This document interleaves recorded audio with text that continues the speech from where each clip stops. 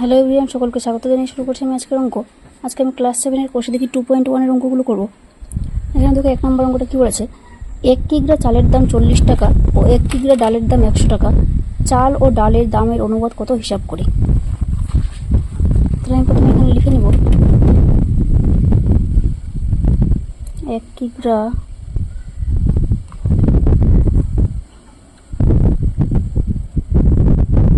চালের দাম কত দেওয়া আছে, 40 টাকা,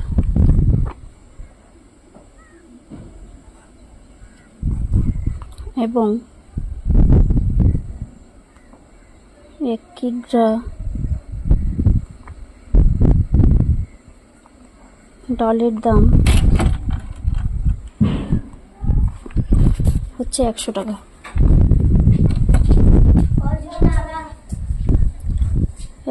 তাহলে 100 টাকা দিতে হবে। এবার আমার চেয়েছে এখানে চাল ও ডালের দামের অনুপাত।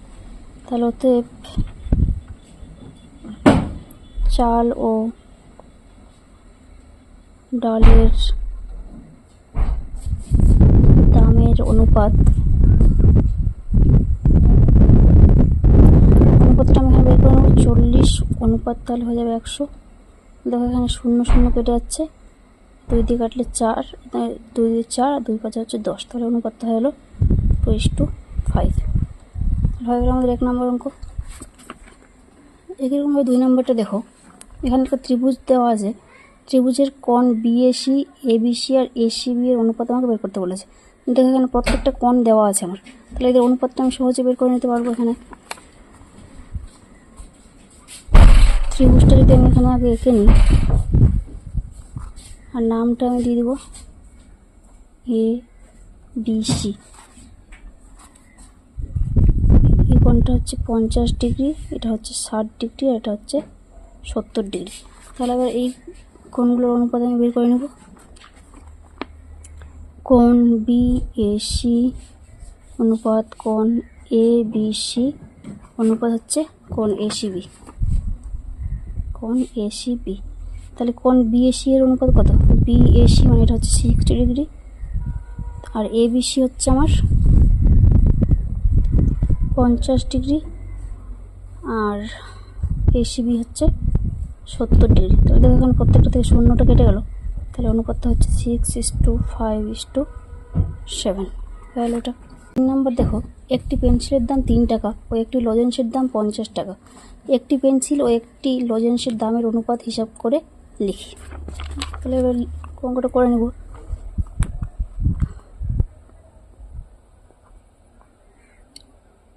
একটি পেন্সিলের দাম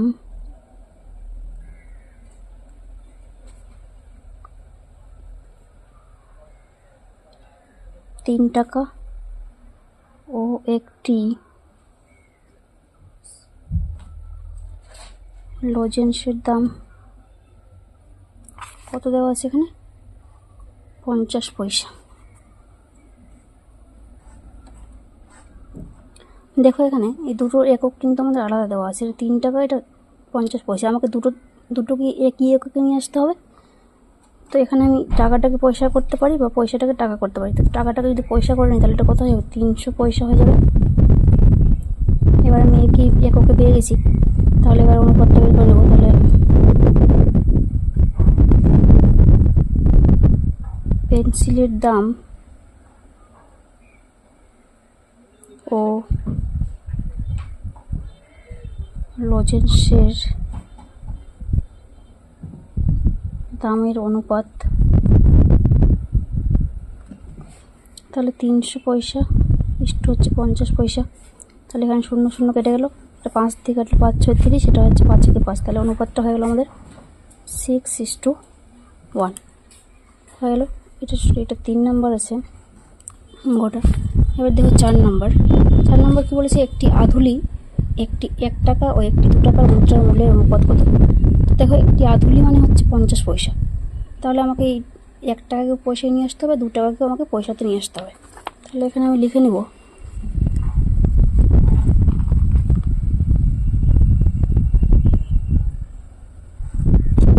একটি আধুলি সমান হচ্ছে 50 পয়সা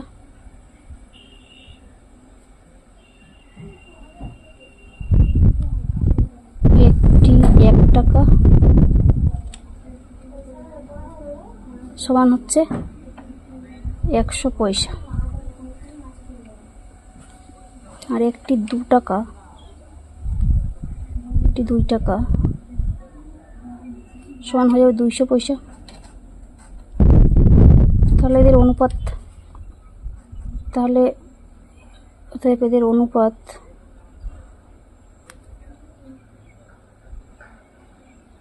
অনুপাতটা কত হয়? 50 অনুপাত 100 অনুপাত হচ্ছে 200। দেখো এখানে একটা করে শূন্য সবটা থেকে কেটে গেল, 5 দিয়ে কাটো, 5 থেকে 5, এটা 5 2 10, 5 4 20, তাহলে এটা হয়ে গেল 1:2:4 হয়ে গেলো আমাদের এটা। এবার 5 নম্বরটা দেখো, উমার বয়স 12 বছর 6 মাস, রাতুলের বয়স 12 বছর 4 মাস ও নূরজাহানের বয়স 12 বছর হলে ওদের তিনজনের বয়সের অনুপাত কত লিখি। তাহলে এখানে আমি ওটা করে নেব।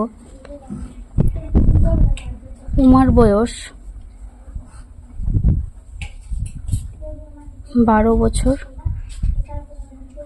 6 মাস, রাতুলের বয়স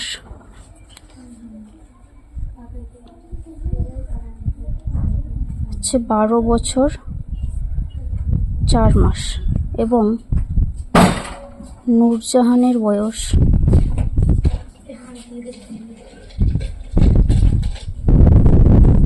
দেওয়া আছে 12 বছর।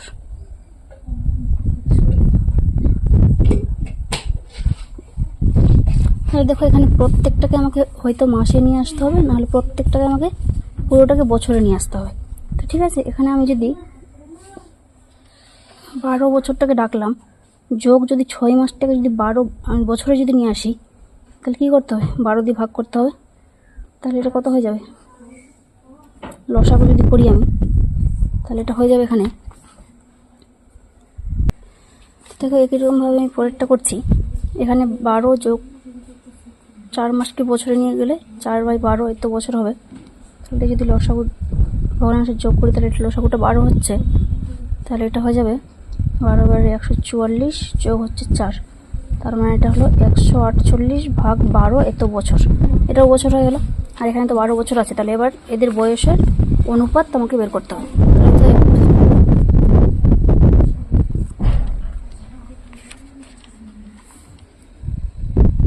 ওদের তিনজনের বয়সের অনুপাত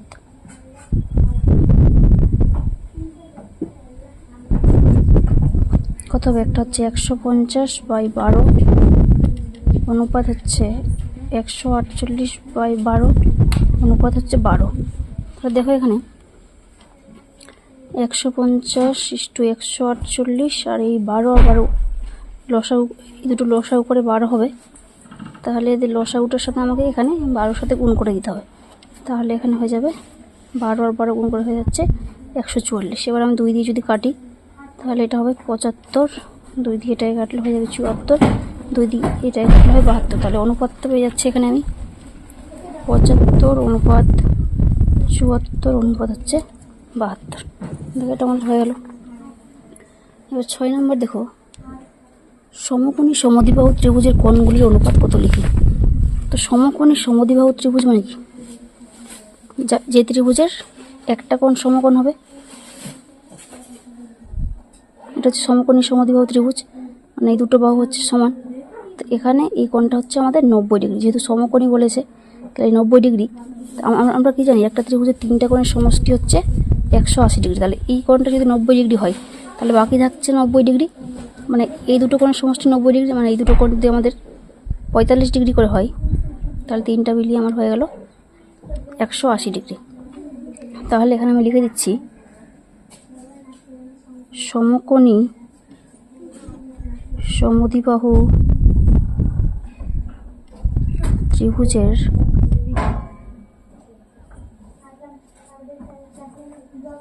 কোণগুলির অনুপাত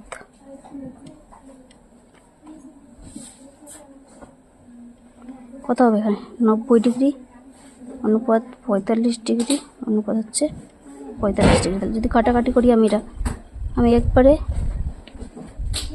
45 দিয়ে কেটে দিচ্ছি, তাহলে 45 দিয়ে কাটলে এটা 2 হবে, এটা 1 হবে, এটা 1 হবে, তাহলে 2:1:1, এটা হলো আমাদের অ্যান্সার।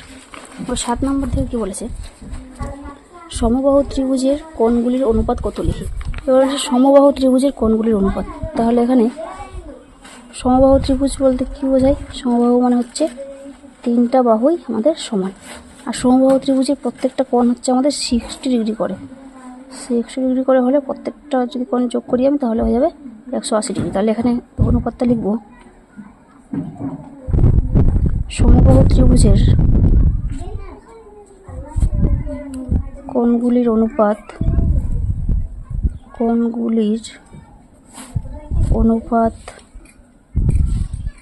কত হলো, 60 ডিগ্রি অনুপাত 60 ডিগ্রি অনুপাত 60 ডিগ্রি। তাহলে যদি এটা আমি 60 দিয়ে প্রত্যেকটাই কেটে দিলাম, এটা হচ্ছে 1:1:1, তাহলে 1:1:1 হয়ে গেল। আর 8 নম্বর দেখো, পুলকবাবু ও মানিকবাবুর বয়সের অনুপাত হচ্ছে 7:9। মানিকবাবুর বয়স 72 বছর হলে পুলকবাবুর বয়স হিসাব করে লিখি। তাহলে দেখো এবার আমি এখানে লিখছি,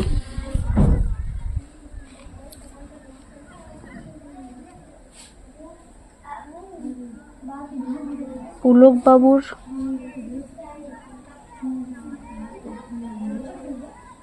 বয়স অনুপাত মানিকবাবুর বয়স।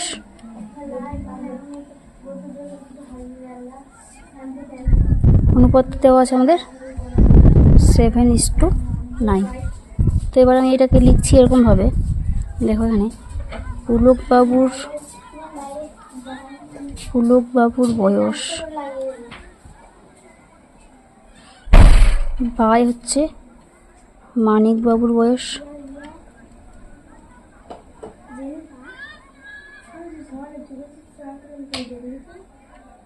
এটা হলো।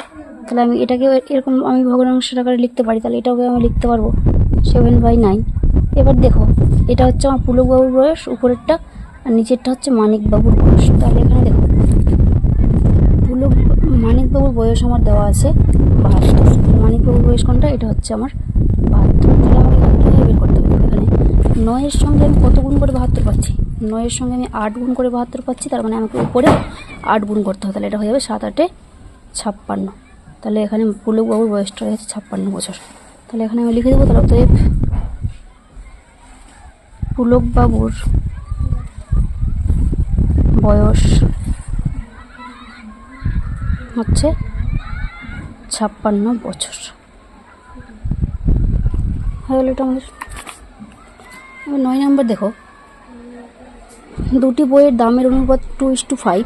প্রথম বইটির দাম 32.20 টাকা হলে দ্বিতীয় বইটির দাম হিসাব করে লিখি। একই রকমভাবে এখানে লিখব আমি,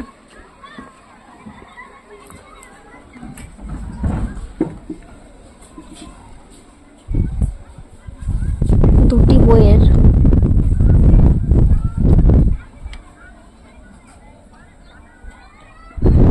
দামের অনুপাত কত দেওয়া আছে, 2:5।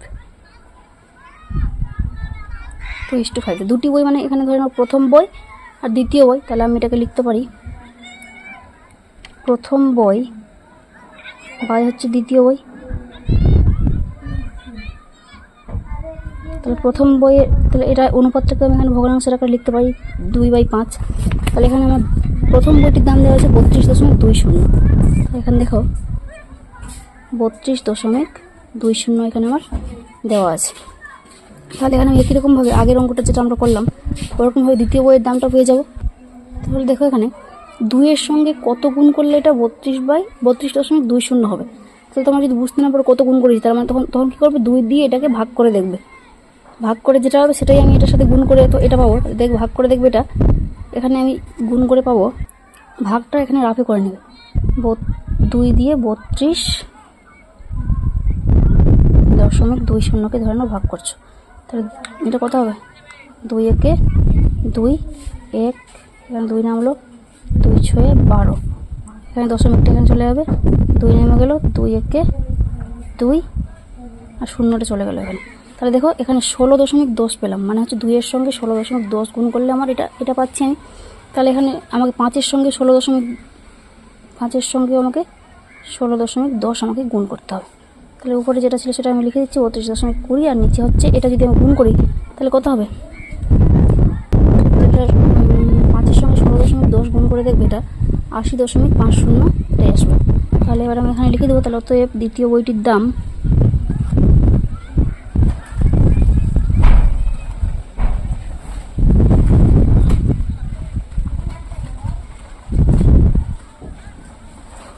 হয়ে যাচ্ছে 80.50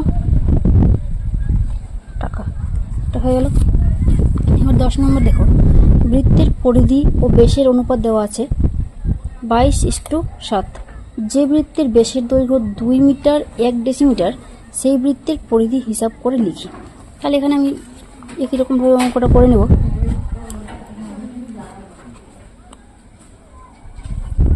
বৃত্তের পরিধি ও ব্যাস, তাহলে বৃত্তের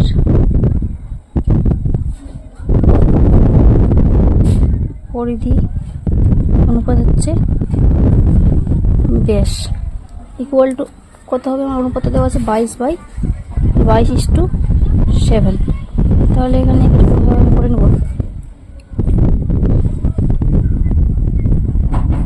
বৃত্তের পরিধি বাই হচ্ছে বৃত্তের ব্যাস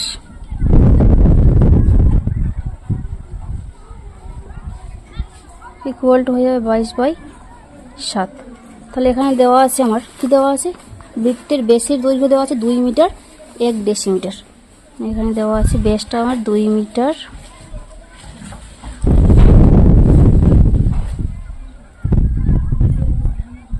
1 ডেসিমিটার। তো এখানে দেখো আমাকে টোটালটাকে কি করতে হবে, টোটালটাকে এখানে আমাকে একবারেই এটা কেটে দিচ্ছি। এখানে 2 মিটার 1 ডেসিমিটার সমান আগে কত হবে সেটাকে আমি বের করে নিচ্ছি। পুরোটাকে আমি ডেসিমিটারে নিয়ে যাব, ঠিক আছে। 2 মিটার 1 ডেসিমিটার ইকুয়াল টু হবে এটা 2 যোগ 1 ডেসিমিটার। 2 মিটারকে যদি আমি ডেসিমিটারে নিয়ে যাই তাহলে কী করতে হয়, 10 দিয়ে গুণ করতে হয়, মানে এটা 20 আর এখানে হচ্ছে 1, তাহলে এটা হয়ে গেল 21 ডেসিমিটার। টোটালটা হয়ে গেল আমার 21 ডেসিমিটার। তাহলে এখানে এটা হয়ে গেল 21 ডেসিমিটার। তাহলে এবার আমি 7-এর সঙ্গে 3 গুণ করলে আমার 21 হয়, তার মানে 22-এর সঙ্গে আমাকে 3 গুণ করলে এটা হয়ে যাবে 66 ডেসিমিটার। তাহলে আমি বৃত্তের পরিধিটা পেয়ে যাচ্ছি 66 ডেসিমিটার। তাহলে 66 ডেসিমিটার মানে কি, তবে এখানে আমি লিখে দিচ্ছি বৃত্তের পরিধি হয়ে যাচ্ছে 66 ডেসিমিটার। ডেসিমিটারটাকে 66 ডেসিমিটারকে যদি আমি আবার মিটারে নিয়ে যাই তাহলে কী হবে, 6 মিটার 10 দিয়ে ভাগ করে দেখতে হবে, 6 ডেসিমিটার। তাহলে এটা হয়ে গেল 6 মিটার 6 ডেসিমিটার বৃত্তের পরিধি, এটাই আমাদের অ্যান্সার। এবার 11 নম্বর অঙ্কটা দেখো, আমাদের সপ্তম শ্রেণীতে 150 জনের মধ্যে 90 জন ও ষষ্ঠ শ্রেণীতে 140 জনের মধ্যে 80 জন অঙ্কন প্রতিযোগিতায় নাম দিয়েছে। অনুপাতে প্রকাশ করে দেখি কোন শ্রেণীতে প্রতিযোগী বেশি। তাহলে সপ্তম শ্রেণীতে প্রতিযোগী প্রথমে আমি বের করবো। এখানে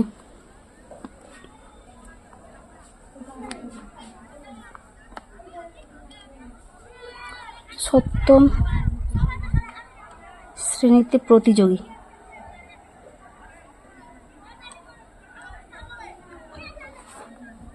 ভগ্নাংশ টাকার লিখলে কত হবে, এটা টোটাল হচ্ছে আমার 100 জন, তার মধ্যে 90 জন প্রতিযোগী আছে, তার মানে এটা হয়ে যাবে 90/150। এটা কাটাকাটি করে দেবো, 0 0 কেটে গেল, 3 দিয়ে কাটলে 3 3 9 3 5 15, তাহলে এটা হলো 3/5।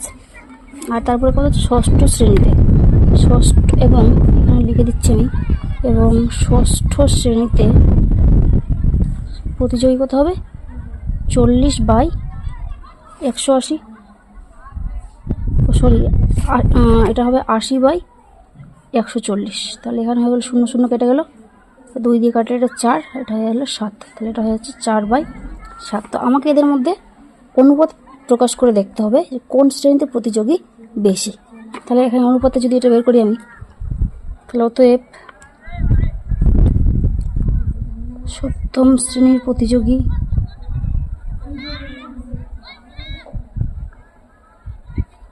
প্রতিযোগী অনুপাত ষষ্ঠ শ্রেণীর প্রতিযোগী।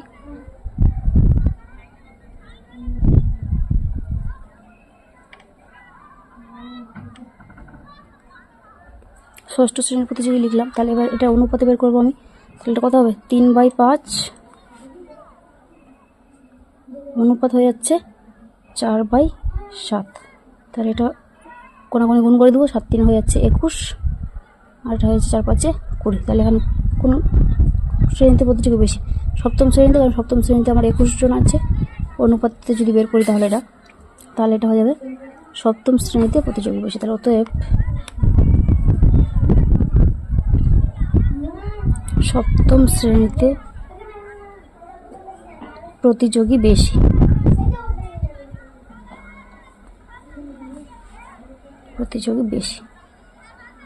হয়ে গেল এটা আমাদের। 12 নম্বর দেখো, দুটি সংখ্যার অনুপাত হচ্ছে 5:7 এবং সংখ্যা দুটির গোসাগু 13 হলে সংখ্যা দুটি কী কী? তাহলে এখানে আমি লিখে নেব। এখানে আমি ধরে নিচ্ছি সংখ্যা দুটো, একটা 5x একটা হচ্ছে 7x। তাহলে ধরি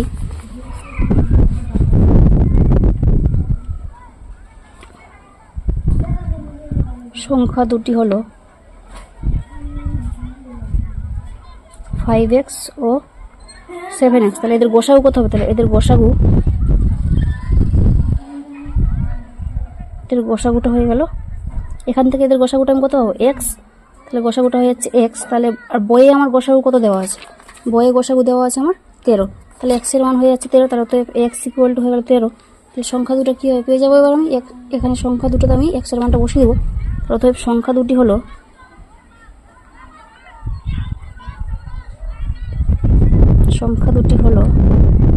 5x মানে হচ্ছে 5 গুণ 13 মানে হচ্ছে 65, ও 7x মানে হচ্ছে 7 গুণ 13, 13 সাথে হয়ে গেলো 91। হয়ে গেলো আমাদের অঙ্ক। আজকে এদের পর্যন্ত থাকবে। কারো কোনো অসুবিধা হলে অবশ্যই কমেন্টে জানাবে। নতুন ভিডিওতে আমার চ্যানেলটিকে সাবস্ক্রাইব করে রাখবে।